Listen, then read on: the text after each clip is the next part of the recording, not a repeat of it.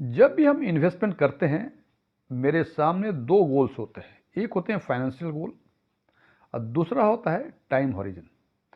Financial goals में हम ये सोचते हैं कि हमें फॉर एग्जांपल हमें मकान बनाना है और हमें 10 साल के बाद मकान बनाना है और मुझे 1 करोड़ रुपए चाहिए, और आपने उस फाइनेंशियल गोल के हिसाब से इन्वेस्टमेंट शुरू कर दिया आज से। फॉर एग्जांपल आपने SIP शुरू कर दी या कुछ लमसम इन्वेस्ट कर दिया आपने, आपको लगता है कि जो ग्रोथ रेट है उसके हिसाब से 10 सालों में शायद ये 1 करोड़ रुपए हो जाएंगे और आप अपना मकान बना लेंगे। जनाब, हो सकता है, बिकॉज ये अगले 10 साल की बात है, हो सकता है कि आपका जो एस्टिमेटेड रिटर्न है वो कम भी हो और अधिक भी हो। यदि रिटर्न अधिक होता है तो जो 10 साल में फाइनेंशियल गोल्स थे वो आपके हो सकता है 8 साल में पूरे हो जाए।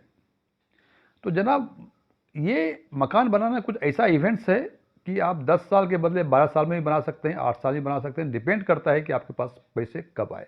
यदि पैसे 8 साल में आपके पूरे हो गए 1 करोड़, तो हो सकता है कि 10 साल के बदले 2 साल पहले ही मकान बनाना शुरू कर दें। ये फाइनेंशियल गोल के हिसाब से है कि जब आपको उतने पैसे होंगे ये काम आप करेंगे।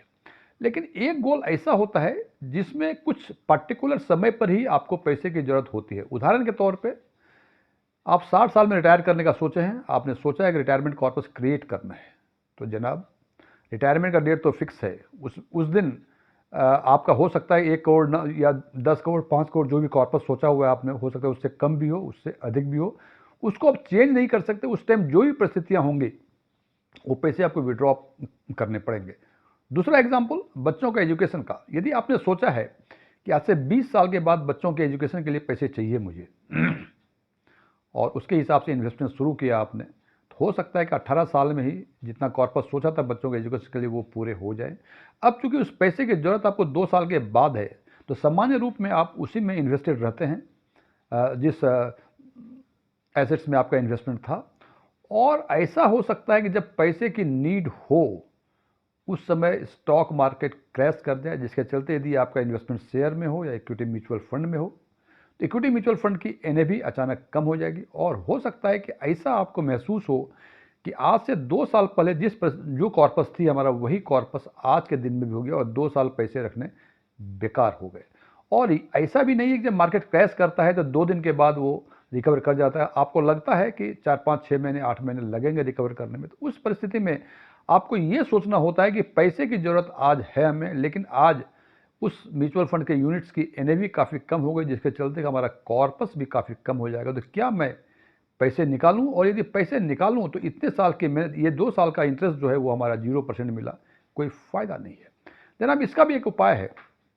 बैंकों ने ये सुविधाएं दे रखी हैं कि म्यूचुअल फंड्स यूनिट्स के अगेंस्ट आपको वो लोन दे सकते हैं।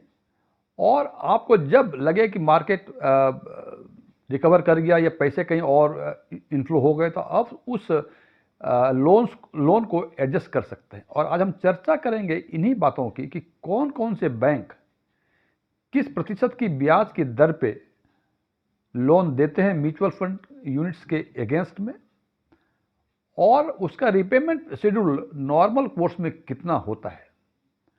एस्ट्रॉन टैक्सपिन के नए वीडियो में आपका एक बार फिर से स्वागत है। यदि इस वीडियो से कुछ आपके नॉलेज बेस में वैल्यू एडिशन होता है तो इसे लाइक करें, अपने फ्रेंड्स के साथ शेयर करें, कमेंट करें।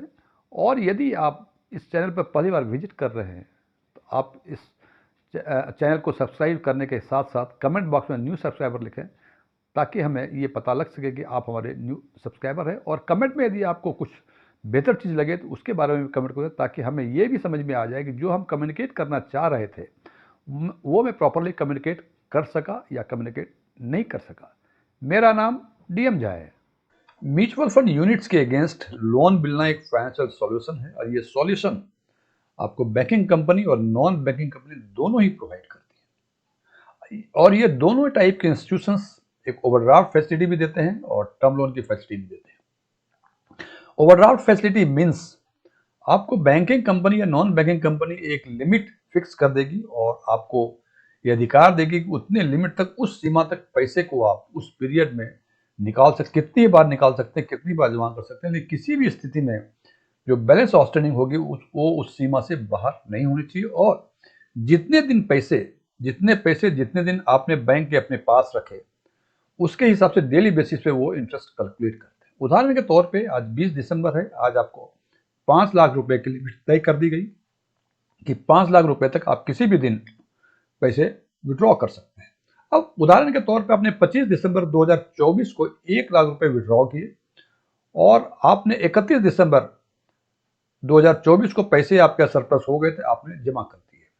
तो 25 दिसंबर 2024 से 29 दिसंबर 2024 तक जो भी एग्रीड रेट होगा, उस एग्रीड रेट पे 1 लाख रुपए पे बैंक इंटरेस्ट कैलकुलेट करेगी और हो सकता है कि इंटरेस्ट यदि 100 रुपए हो तो 31 दिसंबर को 100 रुपए ब्याज लगा देगी और आपके ऊपर 1 जनवरी को रहेगा कि 100 रुपए आपके ऊपर डेबिट हो गए, मीन्स आपने पैसे विड्रॉ किए। बिकॉज आपने 1 लाख निकाल के केवल 1 लाख ही जमा किए थे, ब्याज का नहीं जमा किया था, तो ब्याज आपको जमा कर देना पड़ेगा।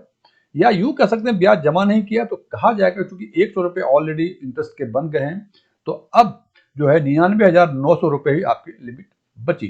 अब फिर उसको उसी हिसाब से आप जमा करते हैं, निकालते हैं। This is overdraft facility. Term loan या डिमांड लोन के फॉर्म में आपको EMI टाइप का बना देंगे, जितने लोन चाहिए उस एग्रीड के हिसाब से EMI बना देंगे और आपको उसके हिसाब से हर महीने पैसे जमा करने पड़ेंगे और उस पीरियड के बाद जो रिपेमेंट शेड्यूल का वो 2 साल, 4 साल, 5 साल जो भी है उसमें आपको लोन एडजस्ट हो जाएगा। तो सबसे पहले बात करते हैं कि एग्जाम्पल के तौर पे ये सुविधाएं कौन से बैंकिंग इंस्टीट्यूशंस, बैंकिंग कंपनी और कौन से नॉन बैंकिंग कंपनी प्रोवाइड कर रही है। तो सबसे पहले हम चर्चा करेंगे कि हमने माना कि 10 लाख रुपए आपको चाहिए म्यूचुअल फंड यूनिट्स के अगेंस्ट लोन, जो 3 वर्षों के लिए बैंकिंग कंपनी या नॉन बैंकिंग कंपनी ने आपको प्रोवाइड किया हुआ है। यदि आप ICICI बैंक के पास जाएंगे तो आज के दिन में जो उसकी एग्रीड रेट है वो 11.5% है और 10 लाख फॉर 3 इयर्स आपकी जो EMI बनेगी ये 32,975 रुपए बनेगी। दूसरा बैंक है एक्सिस बैंक, यहाँ रेट ऑफ इंटरेस्ट जो चार्ज करेगी 11.49% और EMI जो बनेगी 32,971 रुपए बनेगी। मैं फिर बता दूं, ये हमने एग्जाम्पल लिया हुआ है 10 लाख रुपए 3 वर्षों के लिए। यदि ये अमाउंट चेंज होगा या रिपेमेंट शेड्यूल चेंज होगा तो ये EMI भी चेंज हो जाएगी। तीसरा बैंक है कोटक महिंद्रा बैंक, 8.50% का रेट ऑफ इंटरेस्ट, 31,564 रुपए इसकी EMI बनेगी। बैंक ऑफ बड़ौदा, इसका रेट ऑफ इंटरेस्ट 9.90% और 10 लाख फॉर 3 इयर्स की EMI बनेगी 32,220 रुपए।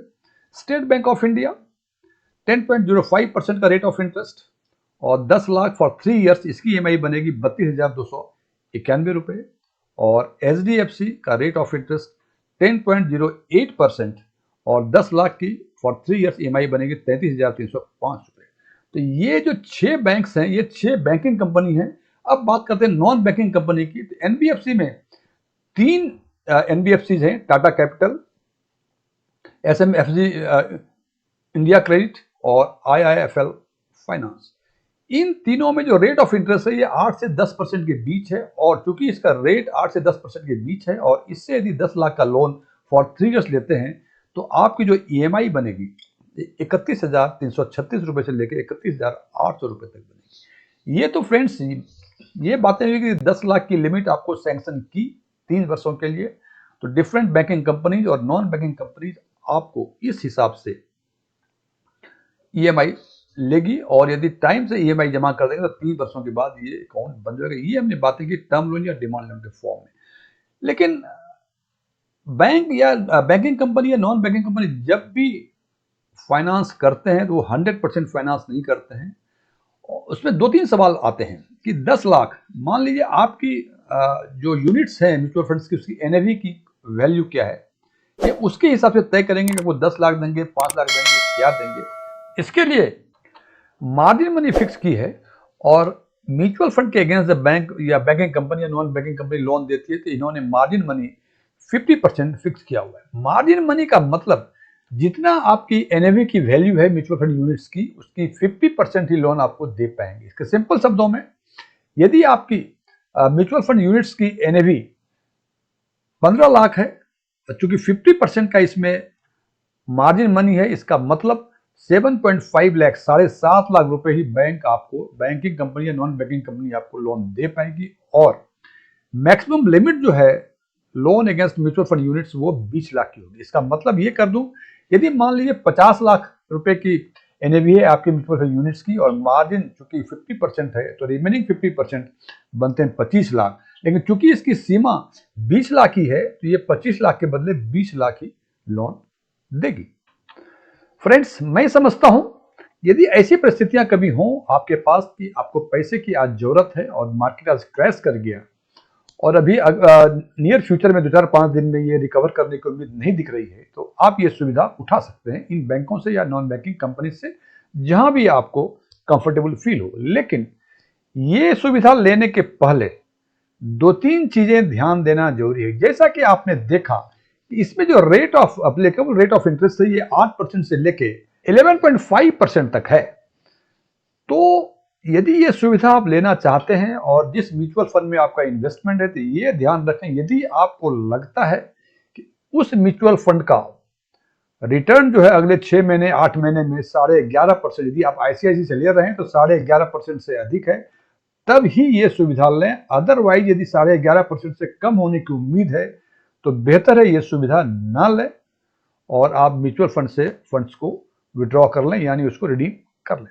दूसरी बात है कि जिस भी बैंकिंग कंपनी या नॉन बैंकिंग कंपनी से आप ये लोन लेना चाहते हैं, उस बैंकिंग कंपनी के वेबसाइट्स पे या जो उसके लोकल ब्रांचेज हैं वहां जाकर आप इसके जो माइनर टर्म्स कंडीशंस हैं या जो रेट्स अप्लीकेबल हैं, इन दोनों को ठीक से स्टडी कर लें कि क्योंकि कभी कभी क्या होता है कि टर्म्स कंडीशन अप्लीकेबल कह के बहुत सारी चीजें उसमें छिपी होती है। तो ध्यान रखें कि जब भी आप बैंकिंग कंपनी या नॉन बैंकिंग कंपनी से लोन लें, खासकर नॉन बैंकिंग कंपनी से, तो टर्म्स कंडीशन को ठीक से पढ़ लें और अपने फाइनेंशियल विजडम के हिसाब से ये निर्णय लें कि आपको इस बैंकिंग कंपनी या नॉन बैंकिंग कंपनी से लोन लेना चाहिए या नहीं।